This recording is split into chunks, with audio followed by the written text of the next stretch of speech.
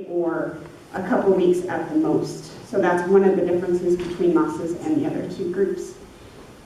Liverworts can be broken into leafy liverworts, where there's actually a stem or a shoot with leaves on it, versus this kind of thalloid type of structure. Mosses don't have any thallus types. They can be growing along the ground in a prostrate sort of position, or they can be more upright like this. So I'm going to kind of use the word mosses more kind of generally to cover the group. Sometimes I might throw in a liverwort or a bryophyte or whatever, but that's how they're all related. So the structure of a moss. A moss has two parts. It has the gametophyte part, which is the green leafy part of the moss. So you have leaves down here. You have the shoot or the stem-like structure. In other mosses, there might be branches. These are the things that you would call them. And then the rhizoids down here at the bottom that are holding it to the substrate. And then there's this part up here, which is the sporophyte. So the stalk, I have to get my buttons clear. The stalk is called the seta. This part up top is called the capsule, and that holds the spores.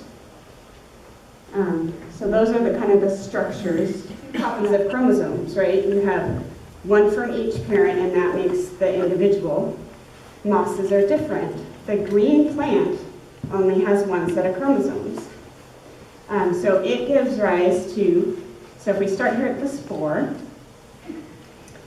out of the spore grows this filamentous mat, usually under the substrate, called the protonema. And that protonema produces little plants, the little green plants. Oops, wrong button, sorry. Produces these little bud-like structures that give rise to the gametes, or the sperm and the eggs. And that needs water, external water, to be able, for the sperm to be able to swim to the other structure to fertilize it. So those are called the antheridium and archegonium.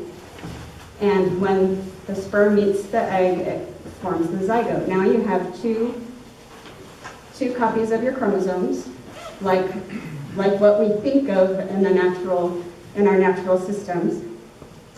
And that forms the seta with the capsule. It produces the spores. So meiosis occurs within the capsule, which is taking the two ends and making them back into one ends structures, and then the spores are delivered. So it's pretty cool if you're a moss nerd like me. So we'll move on because I can be glazing over already. Oh my goodness. So all of these different structures help you in the identification of the moss, where these gamete structures are.